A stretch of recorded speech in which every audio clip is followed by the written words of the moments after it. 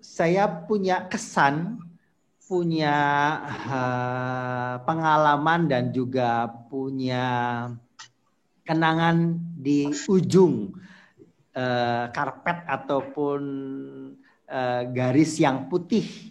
Kita bisa lihat ya, itu marmer. Nah, dari ujung sana sampai tadi yang kapel tempat 5 kali Bunda Maria menampakkan diri kepada 3 anak gembala itu. Kalau dikira-kira berapa meter ya Marcel? Lebih dari 300 sepertinya. Berapa meter Marcel? 500 ada dari ujung sana ke kapel itu? Sekitar 350 meter. 350 meteran ya? Ya. Lumayan.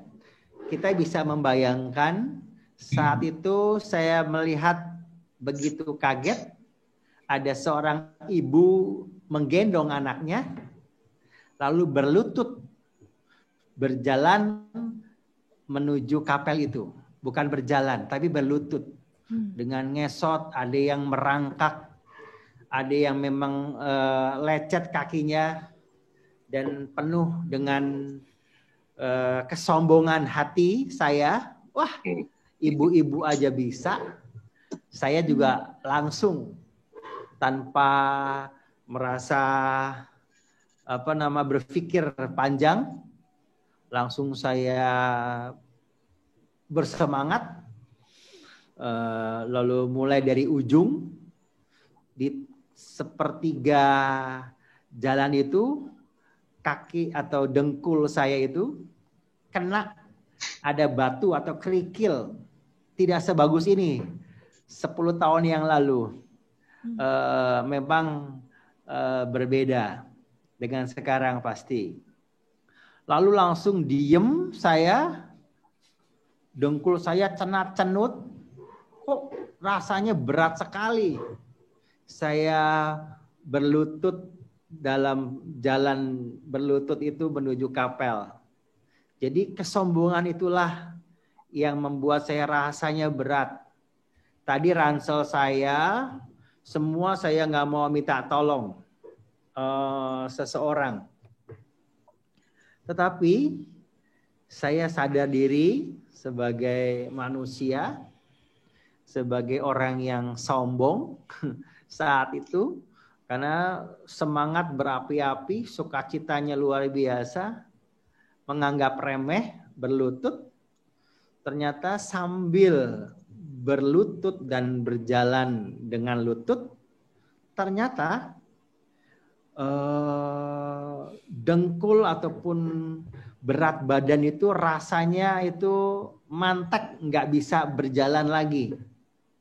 Baru saya berdiam, Bunda Maria ampuni aku. Doa Salam Maria, dengan kerendahan hati saya melepas ransel saya yang cukup berat karena membawa kamera yang lumayan berat dengan tripod, kamera L200 yang cukup berat. Lalu saya minta seorang peziarah yang menemani saya. Lalu saya mulai berjalan lagi dan mulai cenut-cenut. Nanti saya gabungkan dengan berkorbannya Lucia untuk orang-orang yang berdosa. Saya bilang sampai di kapel aja cukup, saya nggak akan melanjutkan. Pasti memar dan memang sudah berdarah lutut saya karena kena batu kecil dan juga sudah biru dengkul saya. Sampai di kapel saya membaca sebelumnya bahwa ada sebuah harapan dalam berlutut itu. Kita ikut memanggul salib ataupun menderita dalam doa-doa kita dan diperlihatkan dengan berlututnya yang begitu berat. Lalu mendoakan mereka yang kita janjikan untuk pertobatan. Dan itu ada dalam pesan 7 pesan Maria kepada 3 anak gembala. Lalu saya ingat orang tua saya, kakek nenek, teman-teman yang nitip doa, mohon pengampunan. Dan saya juga berdosa, bersalah, entah pada guru, pada orang tua, teman-teman, dan semuanya.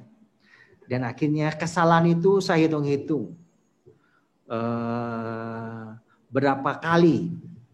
Dan saya saat itu, saya tidak rasakan rasa sakit saya. Sama seperti saya pernah berjalan kaki dari Jogja ke Jakarta. Sudah lelah sekali di hari ke-12, saya paksakan diri. Maka saya mutar sejumlah dosa yang saya lakukan oleh beberapa orang. Ternyata lebih dari 20 sampai 30 putaran kapel itu. Bisa dibayangkan. Jauhnya berlutut memutari kapel itu. Setelah sudah memutar, baru di situ kita bisa masuk. Kapel lebih dekat lagi. Kalau berlutut. Nah, terus menerus sampai akhirnya ke tengah. Dan di tengah, ke tengah kapel itu persis di depan patung Bunda Maria yang ada mahkota, ada peluru bekas ditembakkan ke Paus Yohanes Paulus II. Di situ saya berdiam diri, saya menangis, saya nggak bisa ngomong apa-apa. Mengampuni dosa saya, dosa orang-orang yang menitipkan kepada saya, dan saya mohon di situ. Rasa syukur saya 9 tahun, saya novena 13 Mei sampai Oktober dari tahun 2000 sampai 2009. Nah, sambil jalan boleh, Erna. Sehingga ke kapel itu kita menuju. Disitulah 9 tahun ternyata saya nggak mau ke luar negeri, nggak mau diajak oleh tur siapa. Bertemulah dengan seorang Marcel. Yang di Silatur, saya ingat betul bersama dengan teman-teman Kosambi 23 orang. Ada teman-teman yang sangat menarik, yang luar biasa menguatkan saya. Disitulah saya diam, Tuhan terima kasih. Di tahun yang ke-10 saya boleh menerima berkat dari teman-teman di Silatur bersama Marcel dan teman-teman. Persahabatan kami sampai saat ini. Dan nanti saya akan cerita lagi di tahun 2013 sesuai dengan permintaan saya. Bunda Maria, saya hanya minta 3 tahun ke depan saya boleh mengajak mama dan papa saya ke tempat ini.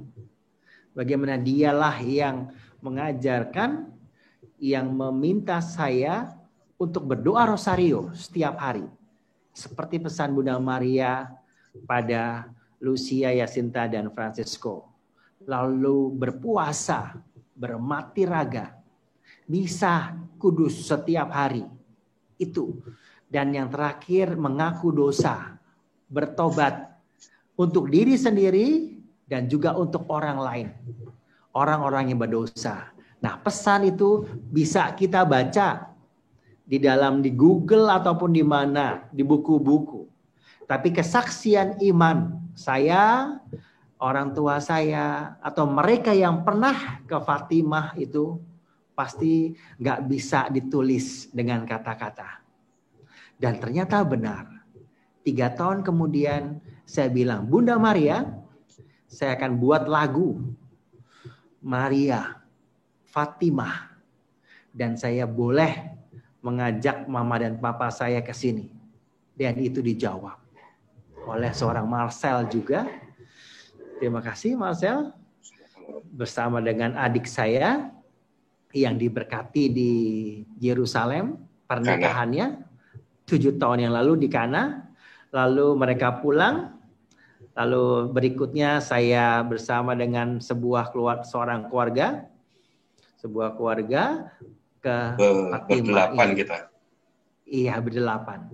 Nah, tadi dikatakan sanctuary ini dia kapelnya. Orang banyak yang memutar masuk ke dalam, dan disitulah tempat kudus, sanctus.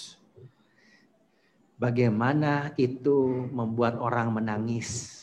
Jadi masuk lahan yang besar itu, sanctuary itu, orang nggak banyak bicara. Orang nggak makan sembarangan. Apalagi membuang kotoran. Plastik. Tempat itu bersih. Padahal lebar sekali. Bisa dibayangkan. Monas nggak seberapanya. Itu sampah plastik. Coba kalau Anda lihat dan Anda datang ke sana, bersih. Saya tiduran di situ pun juga luar biasa. Jadi tempat kudus itu bukan hanya secara fisik, tetapi juga secara rohani. Saya dan teman-teman peziarah dan Anda dan saya berharap kita yang ikut di ziarah virtual ini juga disucikan. Amin.